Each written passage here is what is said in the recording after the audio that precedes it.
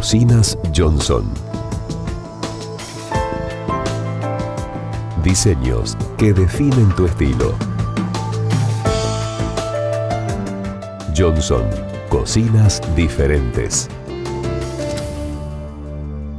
Buenos días, ¿cómo le va a toda la Argentina, Entre Ríos y a toda Latinoamérica?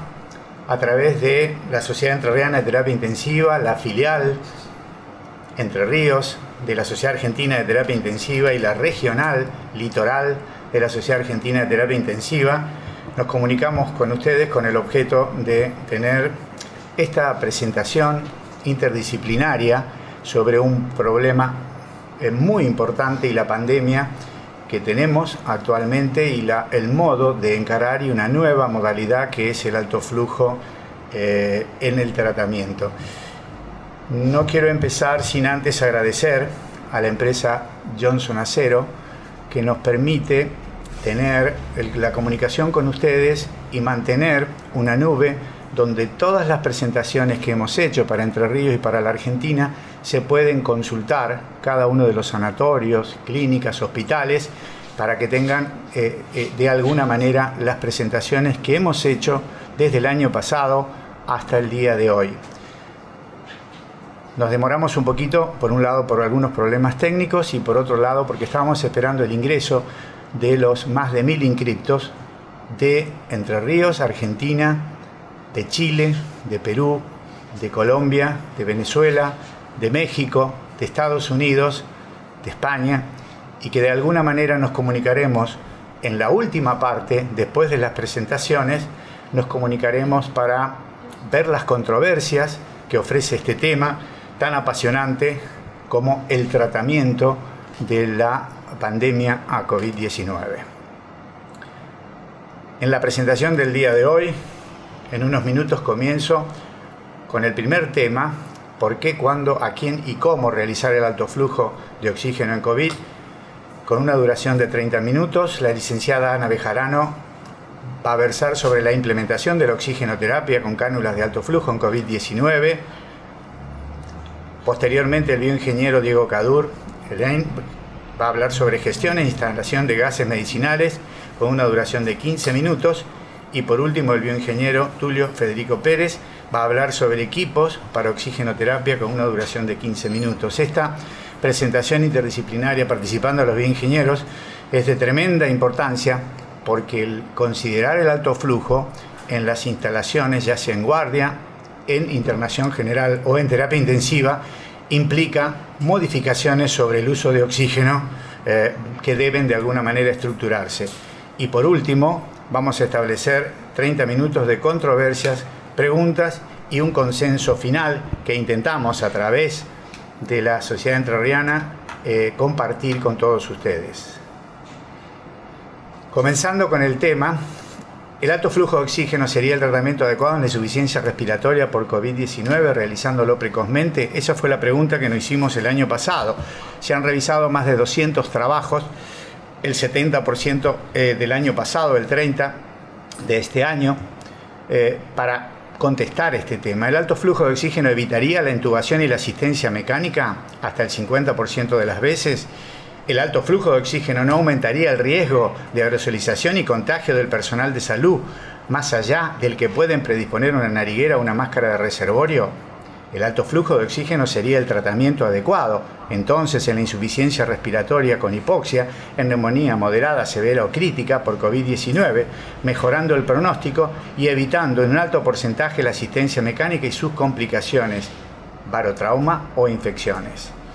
El alto flujo de oxígeno y el prono todavía no figuran con protocolos específicos y determinantes en el tratamiento de la patología en las sociedades regionales, filiales y en la sociedad argentina, cosa que intentamos que eso se produzca y lo intentamos el año pasado y este año, y uno de los motivos es compartir con la SATI estas controversias.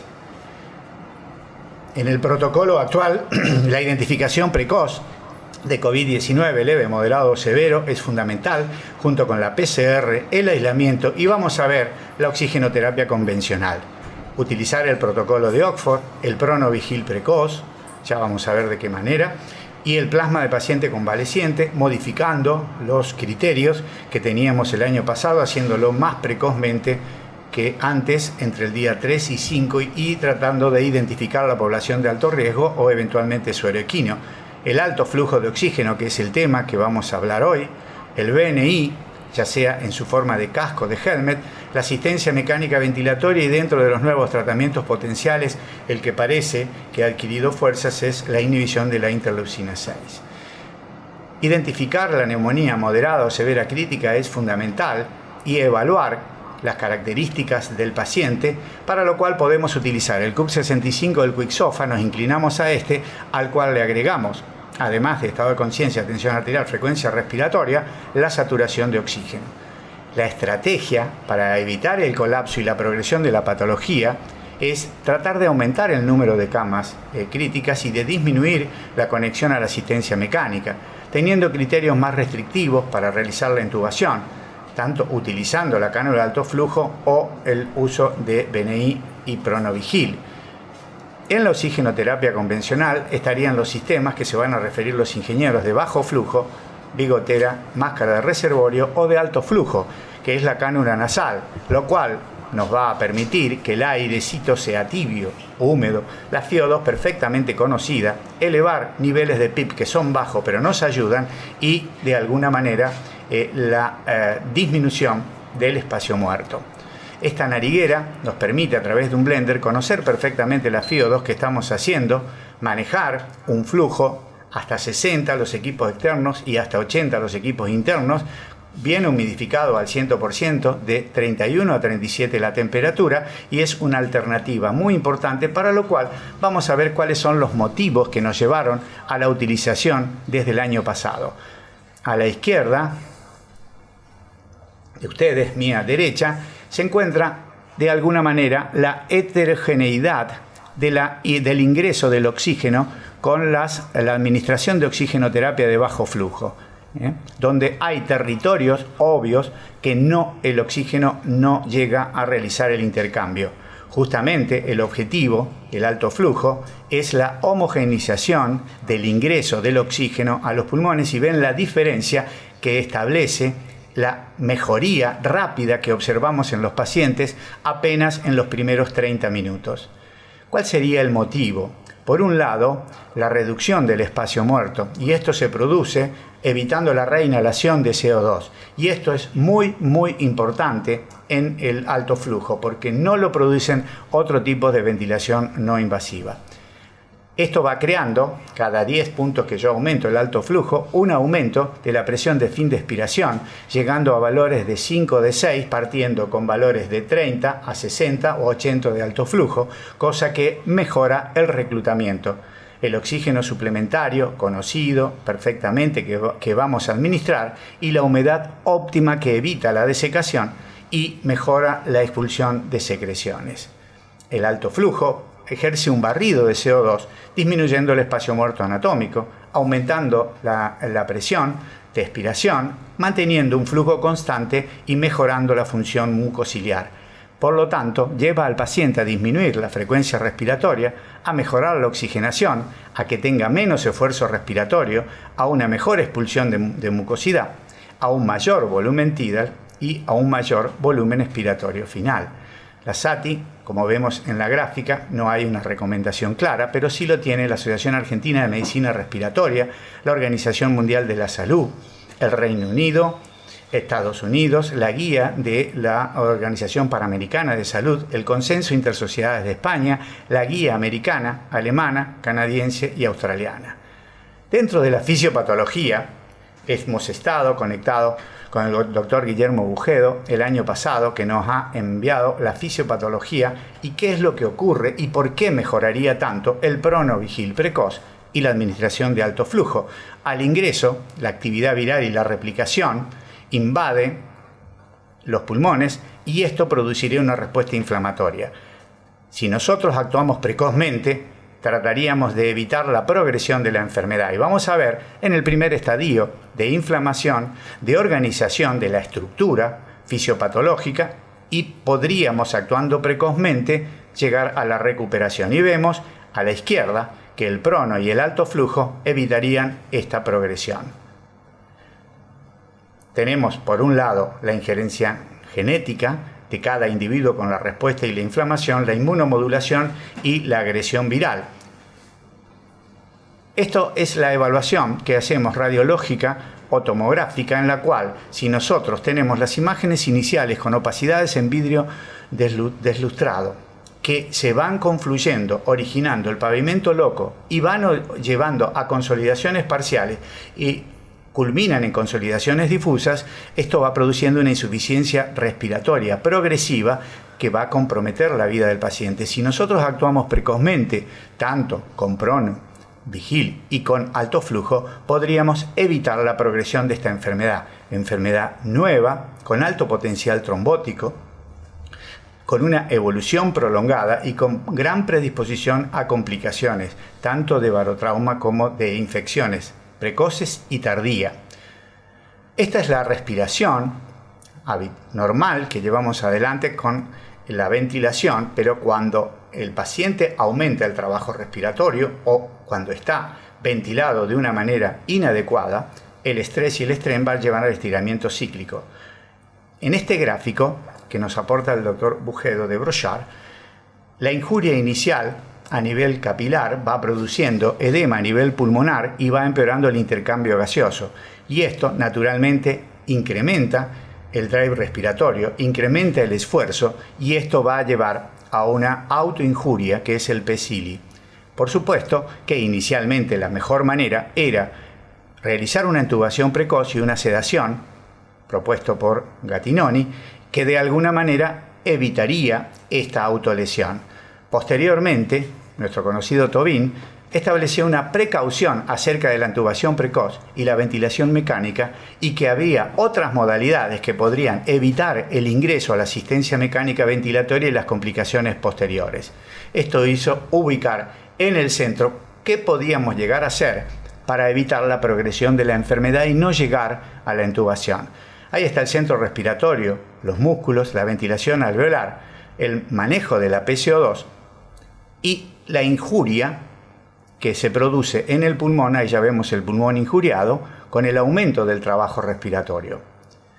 Y aquí la propuesta era la ventilación no invasiva, el cual va a mejorar el estándar del paciente, va a mejorar su ventilación, pero va a aumentar el esfuerzo respiratorio y de alguna manera no va a actuar sobre el espacio muerto, aún así puede llegar a aumentarlo.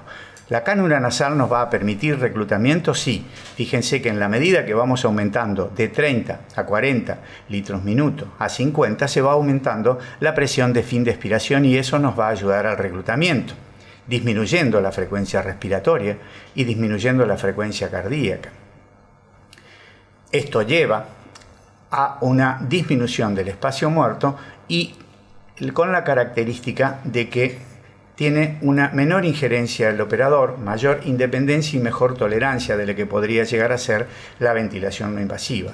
Por lo tanto, la cánula de alto flujo disminuiría de alguna manera el espacio muerto y nos ayudaría a una mejoría del estándar del paciente, a evitar la progresión manteniendo bioseguridad.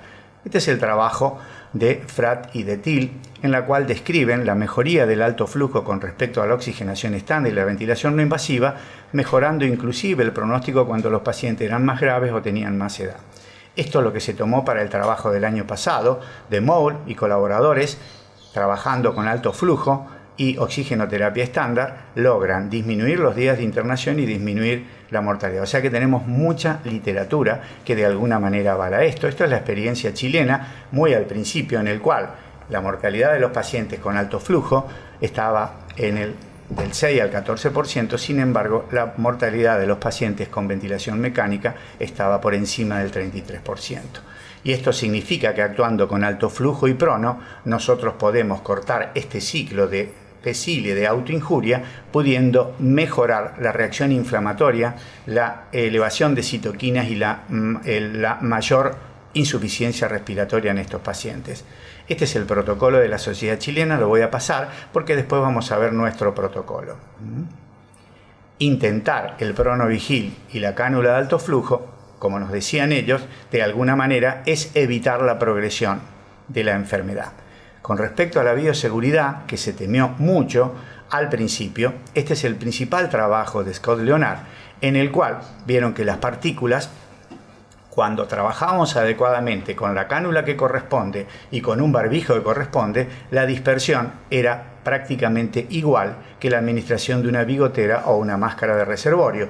Esto es, con y sin utilización de barbijo, para lo cual es muy importante que cuando lo hacemos, ya va a hablar Ana de esto, mantengan la metodología correspondiente.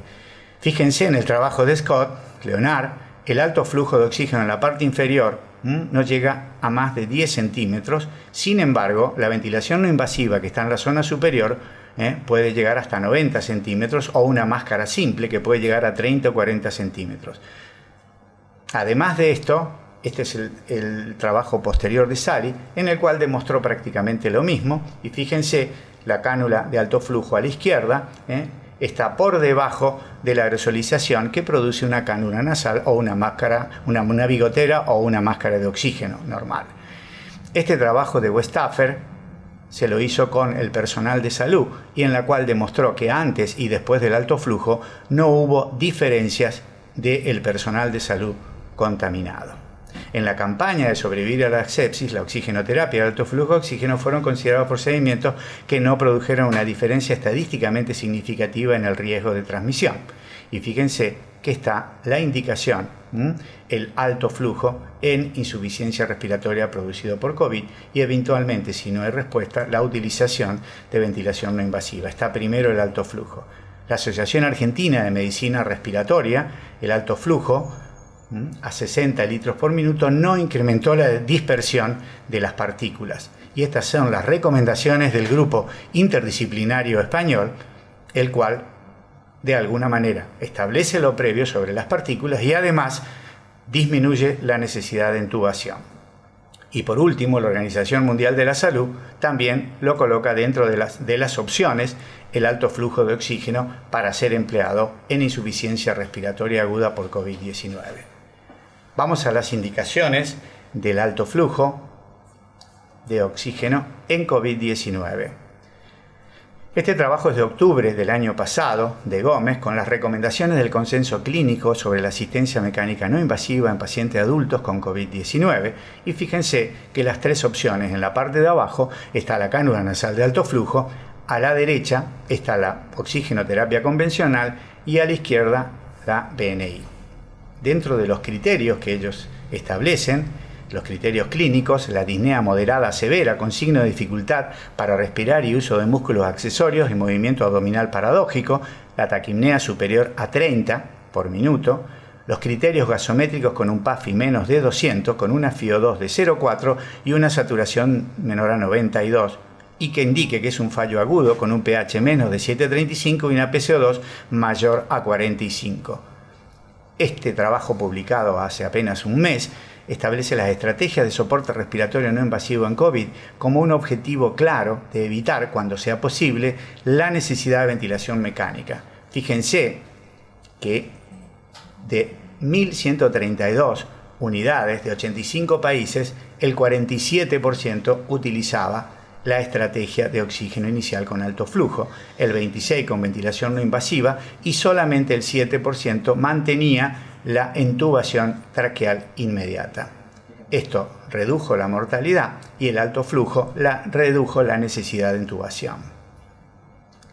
Este trabajo va a ser el más interesante y todavía no lo hemos podido tener, es el Recovery del Reino Unido, que se inició en abril del año pasado, se está cerrando en la fecha y establece 3 líneas de investigación: la oxigenoterapia convencional, el alto flujo y el CPAP. Y vamos a ver en la modalidad de tratamiento de la insuficiencia respiratoria aguda por COVID qué es lo que ocurre con la internación a los 28 días, cantidad de ventilación invasiva y la mortalidad. La cánula nasal de alto flujo con la oxigenoterapia convencional en la insuficiencia respiratoria se hizo un metaanálisis de Rockberg, llegando a la conclusión de que disminuye la necesidad de intubación. Y esto era muy importante porque se discutía mucho el año pasado. En la guía española establece en la parte de la base la ventilación con oxigenoterapia convencional posteriormente el alto flujo y la BNI y por último la intubación endotraqueal. Dentro de estos criterios establece un PAFI mayor a 100 para poder hacerlo, con un APH menos, ausencia de fallo multiorgánico que tenga un APH menos de 20. Las recomendaciones de la Sociedad Española establecen, con los datos clínicos, una disnea moderada, un trabajo respiratorio aumentado y una frecuencia respiratoria de 30 por minuto para el uso de BNI, con un PAFI menor a 200, una FiO2 de 0,4 manteniendo una saturación menor a 92, un pH que está por debajo de 7,35 y una CO2 mayor a 45. En pacientes que no van a ser entubados, establece el mismo modo de alto flujo y eventual BNI, y si el paciente tiene POC, primero la BNI y después el alto flujo. Esta es la ubicación de la máscara y del barbijo adecuadamente. El protocolo de el Grupo de Madrid de Medicina Intensiva de la Comunidad Madrileña establece como criterio clínico la disnea con signo de trabajo respiratorio y el uso de musculatura accesoria con movimiento abdominal paradójico y una taquipnea mayor a 35. Fíjense que el protocolo anterior era 30 y vamos a ver qué pasa con nuestro protocolo. Y dentro de los criterios gasométricos, un PAFI menos de 200 con la FiO2 de 0,4 y una saturación de 92 y el mismo criterio de fallo ventilatorio agudo. Este es el protocolo, no lo vamos a describir, va a quedar en la nube para que ustedes lo puedan ver. La forma de controlar con la puntuación de ACOR, que no lo utilizamos, pero sí utilizamos el índice de ROC, saturación dividido la FiO2 y la frecuencia respiratoria. Paciente que tiene más de 5 está estable, más de 4 y cuando baja a 4 inestabilidad leve, inestabilidad moderada tiene que estar por encima de 3 y cuando está debajo de 3 la inestabilidad es severa y está cerca de la intubación. El índice de ROC de alguna manera no fue estabilizado esta estrategia para COVID, pero nos sirve para el manejo del alto flujo de alguna manera con los protocolos previos a la pandemia. La Asociación Argentina de Medicina Respiratoria, yendo a las indicaciones, establece que una hipoxia significativa con un PAFI menos de 200, una frecuencia que ellos ponen de 30 a 35 y el uso de músculos accesorios para la utilización de cánula de alto flujo, de CPAP o de BNI. Este es el protocolo, vamos a ver, al principio manteniendo una frecuencia respiratoria que está entre 20 y 25, oxigenoterapia convencional y control. Cuando el paciente empeora su estado clínico, se evalúa la posibilidad de cánula de alto flujo con 50 a 60 litros por minuto, una temperatura de 31 a 37 con una FiO2 de 60 y valoración de prono, eventualmente la administración de CPAP y eventualmente el monitoreo que se va a realizar, que ya lo va a hablar Ana, posteriormente la evaluación de la utilización de BNI y si no, la intubación posterior. Este es el recovery que estuvimos hablando y que estamos esperando del Reino Unido para ver las definiciones importantes que va a llevar el trabajo más importante sobre indicaciones de alto flujo de CPAP en COVID. Con respecto a la experiencia clínica, esto fue lo primero de Xu en China, donde el alto flujo y el prono demostró una mejoría del pronóstico a los 28 días y de la mortalidad. Este es un caso presentado por Alejandro Brum, en la cual el paciente ingresa con esta radiografía con compromiso bilateral, con una frecuencia respiratoria de 40 y una saturación de 70, y fíjense que en la medida que van pasando las horas entre las 2 y 18 horas, colocando el alto flujo, con valores altos de 60 y una saturación por arriba de una FiO2 de 80, el paciente va bajando la frecuencia respiratoria y va mejorando la saturación de oxígeno. Estos son nuestros pacientes, todas estas radiografías son pacientes que trabajaron con alto flujo. Hemos tenido más de 102 pacientes, de los cuales el 40% realizó alto flujo, el 60% oxigenoterapia convencional, el 10% asistencia mecánica respiratoria, y dio una mortalidad que está cercana al 11% pacientes ventilados y una 41% en pacientes ventilados y 11% en pacientes que estaban haciendo ventilación no invasiva y que tuvieron que entrar en asistencia. Fíjense esta diferencia muy parecida a la que había propuesto el grupo de Chile. Fíjense estos pacientes con compromiso de imágenes que no solamente el vidrio esmerilado va ocupando todo el espacio pulmonar, sino que van consolidándose progresivamente y, sin embargo, con precoz alto flujo y con el trabajo adecuado de pronovigil, se pudieron llevar adelante, y todas estas imágenes que ustedes ven son pacientes que evolucionaron adecuadamente con el protocolo. El protocolo que vamos a proponer y vamos a discutir en paciente con insuficiencia respiratoria, con compromiso bilateral, radiológico o tomográfico, con pacientes que saturan menos de 92 con una FiO2 de 40, con frecuencia respiratoria más de 25, los otros protocolos hablaban de 30 o 35, creo que esto lo tenemos que discutir, con el uso de músculos accesorios, con respiración abdominal, con un PAFI menor a 200, con un PAFI mayor de 100, porque si no es de excesivo compromiso y estos pacientes posiblemente deberían ir a asistencia mecánica invasiva. Pacientes sin encefalopatía severa, paciente con un GLAJO mayor de 11 que nos puedan permitir el control cognitivo y hemodinámicamente estable, sin falla de múltiples órganos. Las contraindicaciones son encefalopatía severa, hipóxica, hipercápnica o metabólica, paciente con frecuencia respiratoria más de 40, vieron el caso de Alejandro, que aún así tuvo respuesta, y podemos ver la hora de oro, que está entre los 30 minutos a 60 minutos posteriores a la colocación de alto flujo. Cuando esto ocurre, el alto flujo debe ser colocado alto, arriba de 60, con una FiO2 de 100 o de 90%, para luego posteriormente irla descendiendo. Pacientes con un PAFI menor a 100, lógicamente van a ir a asistencia mecánica, con un GLAJU menos de 9, paciente con inestabilidad hemodinámica severa, pacientes con falla de múltiples órganos, lo cual determina el COVID crítico de entrada.